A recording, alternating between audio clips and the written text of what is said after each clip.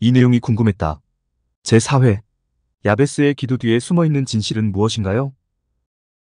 성경에 대해 많은 오해가 있습니다. 그 오해 중에 하나가 성경에 등장하는 많은 사람은 신앙의 모범, 신앙의 위인이라는 것입니다. 언제나 하나님 말씀에 순종하며 하나님을 잘 섬기는 신앙의 모범을 보임으로써 그 대가로 높은 자리에도 올라갈 수 있었다고 부러움을 받는 사람들도 많이 있습니다. 대표적인 사람이 애굽의 총리였던 요셉이고, 이스라엘의 왕이었던 다윗이고, 바벨론의 총리였던 다니엘이고, 바사의 왕후였던 에스더입니다. 사람들은 이런 사람들을 많이 부러워합니다. 부러워할 뿐만 아니라 이들의 삶을 본받아야 한다고 다짐도 하곤 합니다. 그래서 이들의 이름을 자신의 본명이나 예명으로 혹은 자녀의 본명이나 예명으로 삼아 기리기도 합니다. 그런데 이 사람들에 관한 성경의 기록을 조금만 꼼꼼하게 읽어보십시오. 이 사람들에 관한 성경의 기록을 조금만 치밀하게, 조금만 주의해서 읽어보십시오. 이 사람들의 믿음이 크고 이 사람들이 하나님의 말씀에 순종해서 높은 자리에 올라갔을 거라는 편견이나 선입견을 완전히 배제한 채 이 사람들에 관한 성경의 기록을 읽어보십시오. 그러면 이 사람들에게서 그 어떤 위대함도 발견할 수 없다는 것을 느끼실 수 있을 것입니다. 이 사람들이 위대한 것이 아니라 하나님께서 위대한 분이시라는 것을 깨달으실 수 있을 것입니다. 사람들은 그 지위가 높든 그 지위가 낮든 어쩔 수 없는 죄인의 모습을 지니고 있다는 것을 깨달으실 수 있을 것입니다. 그런데 요셉이나 다윗이나 다니엘이나 에스더처럼 높은 자리에 올라가지 못했음에도 불구하고 많은 사람으로부터 큰 부러움을 받는 사람이 있습니다. 성경에 남겨진 기록이 거의 없음에도 불구하고 많은 사람에게 신앙의 모범을 보였다고 칭송을 자자하게 받는 사람이 있습니다. 그 사람은 바로 야베스라는 이름의 사람입니다. 야베스의 기도라는 책도 있고 야베스의 기도라는 노래도 있을 정도로 그 이름을 아주 크게 남긴 사람입니다. 그런데 어떻게 해서 야베스가 이런 인물이 될 수 있었을까요? 그 이유를 찾아보기 위해 먼저 야베스에 관한 성경의 기록을 살펴보도록 하겠습니다. 역대상 4장 9절로 10절. 야베스는 그의 형제보다 귀중한 자라. 그의 어머니가 이름하여 이르되 야베스라 하였으니 이는 내가 수고로이 낳았다 함이었더라. 야베스가 이스라엘 하나님께 아뢰어 이르되 주께서 내게 복을 주시려거든 나의 지역을 넓히시고 주의 손으로 나를 도우사 나로 환난을 벗어나 내게 근심이 없게 하옵소서 하였더니 하나님이 그가 구하는 것을 허락하셨더라. 이렇게 기록하고 있습니다. 이것이 야베스에 관한 성경의 기록 전부입니다. 어떤 내용이 더 있는지 아무리 눈을 부릅뜨고 찾아보아도 더 이상의 기록은 없습니다. 그런데 고작 이 두 절의 기록밖에 가지고 있지 않은 야베스를 사람들은 아주 부러워합니다. 9절에서는 야베스라는 사람을 아주 간단히 소개하고 있습니다. 이 소개에 야베스를 부러워만한 특별한 내용이 있습니까? 없습니까? 없습니다. 10절에서는 야베스가 했던 기도의 내용이 나옵니다. 이 기도에 야베스를 부러워할 만한 특별한 내용이 있습니까? 없습니까? 없습니다. 그런데 10절 맨 마지막 자락에 하나님이 그가 구하는 것을 허락하셨더라라는 예사롭지 않은 내용이 있습니다. 하나님께서 야베스의 기도를 모두 들어 응답하셨다는 내용입니다. 여쭈어 보겠습니다. 이 내용이 부러워할 만한 내용입니까? 그렇지 않은 내용입니까? 부러워할 만한 내용입니다. 야베스가 구하는 것을 하나님께서 모두 허락하셨다고 하는데 부러워하지 않을 사람이 어디에 있겠습니까? 그럴 사람은 없습니다. 그렇습니다. 야베스가 한 기도의 내용을 하나님께서 다 들어주셨다고 하니까 사람들이 야베스를 한없이 부러워하는 것입니다. 왕도 아닌, 총리도 아닌, 왕후도 아닌 야베스를 부러워하는 것입니다. 그렇다면 사람들은 무엇을 주목하겠습니까? 야베스가 구하는 것을 하나님께서 다 허락하셨다고 하는데 그렇다면 사람들은 무엇을 주목하겠습니까? 당연히 야베스가 구한 내용을 주목합니다. 야베스가 하나님께 드린 기도의 내용을 주목합니다.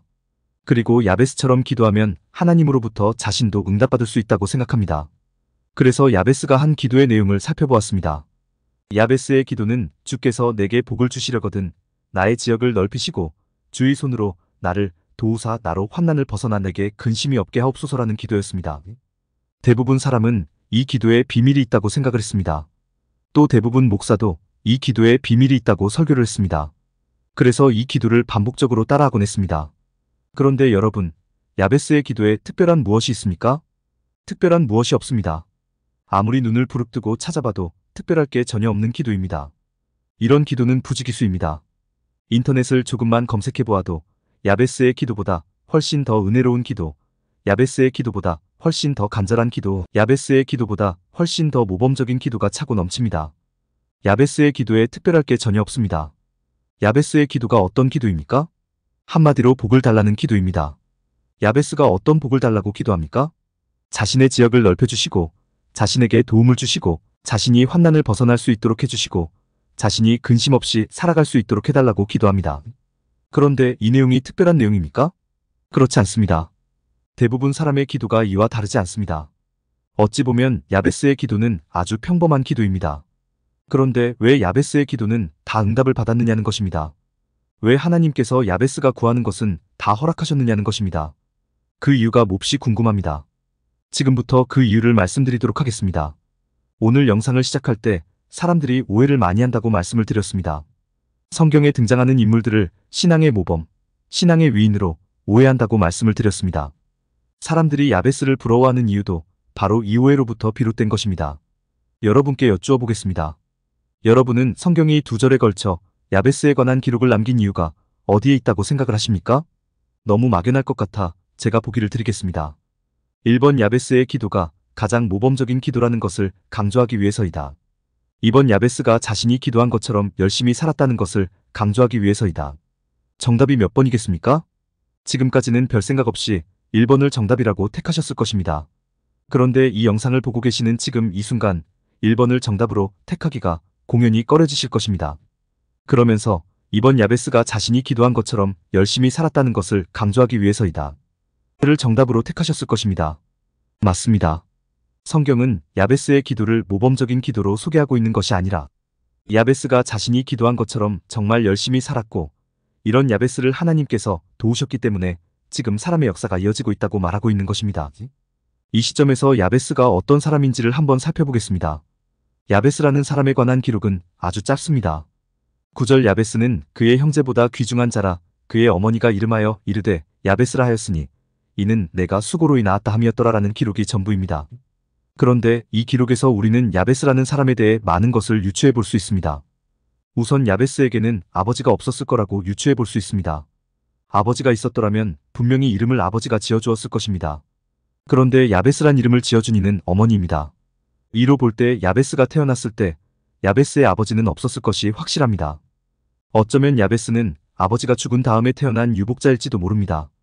그런데 아버지 없이 태어난 야베스의 출산 과정이 어땠습니까? 성경은 내가 수고로 인하였다 함이었더라라고 기록하고 있습니다. 즉 야베스의 어머니가 야베스를 낳을 때 난산을 했을 가능성이 아주 큽니다.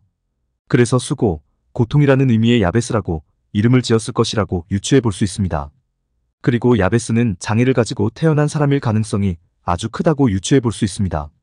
그 힌트가 되는 내용이 야베스는 그의 형제보다 귀중한 자라라는 내용입니다. 사람들은 귀중한 자라라는 표현을 곧이곧대로 받아들여서 야베스가 다른 형제들에 비해 뭔가 뛰어날 사람일 거라고 생각을 합니다. 하지만 저는 그렇게 생각을 하지 않습니다. 야베스의 어머니 입장에서 한번 생각을 해보겠습니다.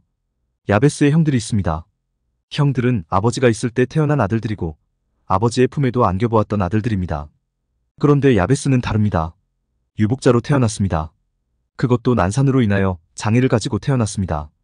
그래서 이름도 수고, 고통이라는 의미의 야베스입니다. 여쭈어 보겠습니다. 야베스의 어머니 입장에서 볼 때 야베스가 다른 아들에 비해 남다를까요? 똑같을까요? 당연히 남다릅니다. 더 미안할 수밖에 없고 더 애틋할 수밖에 없습니다. 그래서 성경은 야베스를 그의 형제보다 귀중한 자라라고 기록을 했던 것입니다. 이런 야베스입니다. 아버지는 없으나 장애가 있는 야베스입니다. 이런 야베스가 세상에 살아남기 위해 얼마나 열심히 살았을지를 여러분은 이해하셔야 합니다. 장애가 없는 사람에게 뒤처져지지 않기 위해서 30배, 60배, 100배의 노력을 더 기울였다는 것을 여러분은 이해하셔야 합니다. 자신의 지역을 넓히기 위해서, 세상으로부터 환난을 당하지 않기 위해서, 또 근심 없이 살기 위해서 기도도 정말 간절히 했겠지만 그 기도보다 훨씬 더 치열하게 살았던 야베스의 모습을 여러분은 이해하셔야 합니다.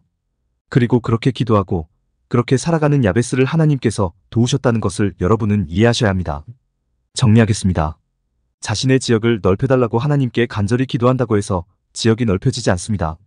도움을 달라고 간절히 기도한다고 해서 도움이 오는 것이 아니고, 환난을 벗어날 수 있도록 해달라고 기도한다고 해서 환난에서 벗어나는 것이 아니고, 근심 없이 살아갈 수 있도록 해달라고 기도한다고 해서 근심이 사라지는 것이 아닙니다. 기도했다는 것은 자신에게 어떤 문제가 있다는 것을 깨달았다는 것이고, 어떤 문제가 있다는 것을 깨달았으면 그 문제의 해결을 위해 가장 먼저 나서야 하는 사람은 바로 자신입니다. 그 문제의 해결을 위해 가장 많이 노력해야 하는 사람은 바로 자신입니다. 그렇게 할 때 야베스가 구하는 것을 하나님께서 다 허락하셨던 역사가 여러분들에게도 일어날 것입니다. 공감이 되었다면 구독과 좋아요, 알림 설정 부탁드립니다. 하나님의 말씀을 바르게 전하는데 큰 도움이 될 것입니다. 평등하고 공정하며 정의롭고 행복한 세상을 이루는데 큰 도움이 될 것입니다.